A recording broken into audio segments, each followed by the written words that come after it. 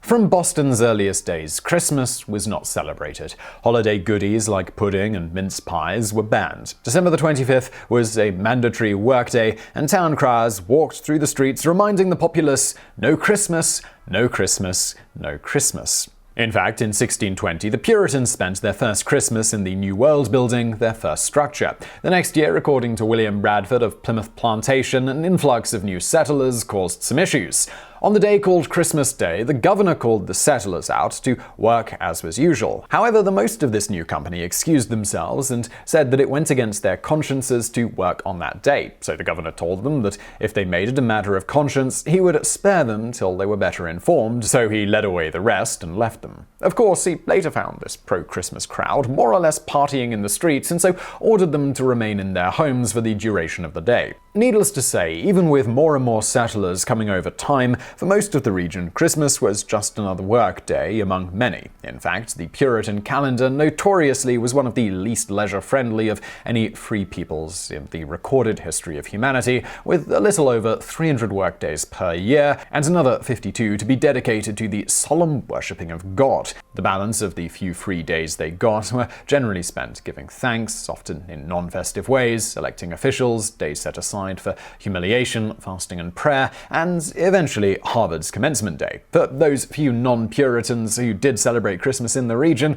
they typically had to stay in their homes and keep their revelry orderly and quiet so not to draw attention to what they were doing. But then, on May the 11th, 1659, any Christmas-related celebrating was made a criminal act in the area. The General Court for the Massachusetts Bay Colony ruled on that day for preventing disorders arising in several places within this jurisdiction by reason of some still observing such festivities as were superstitiously kept in other countries to the great dishonor of God and offense to others. It is therefore ordered by this court and the authority thereof that whosoever shall be found observing such day as Christmas or the like, either by forbearing, labor, feasting, or any other way, any such account as aforesaid, every such person so offending shall pay 5 shillings as a fine.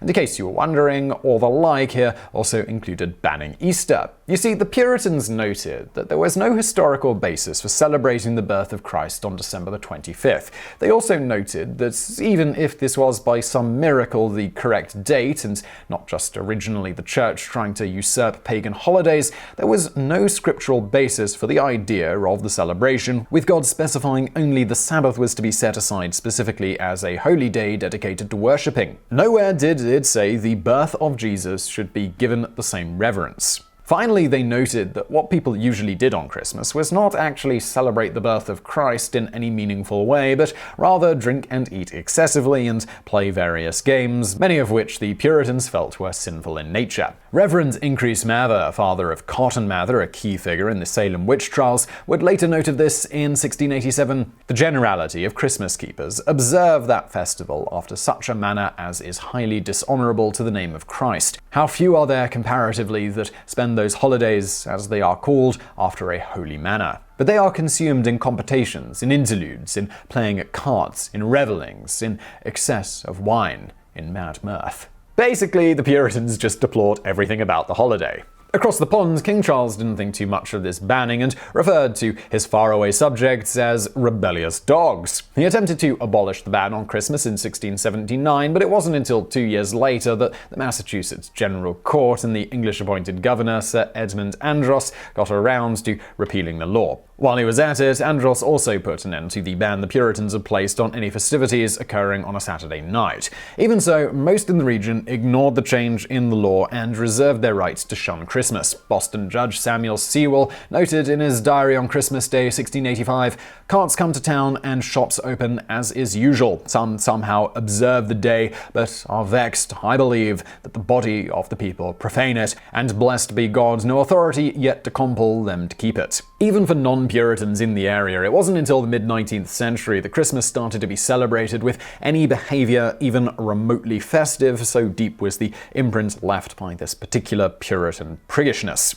In fact, all the way up to the year before President Ulysses S. Grant declared Christmas a national holiday in 1870, if a public school student in Boston chose to miss school on December the 25th for reasons of celebrating Christmas, he was the subject of severe punishment, including and not limited to immediate expulsion from school. However, things did finally start to lighten up on the Christmas front for Bostonians around this time. As Henry Wadsworth Longfellow noted a little over a decade before Christmas became a national holiday in the United States, we are in a transition state about Christmas here in New England.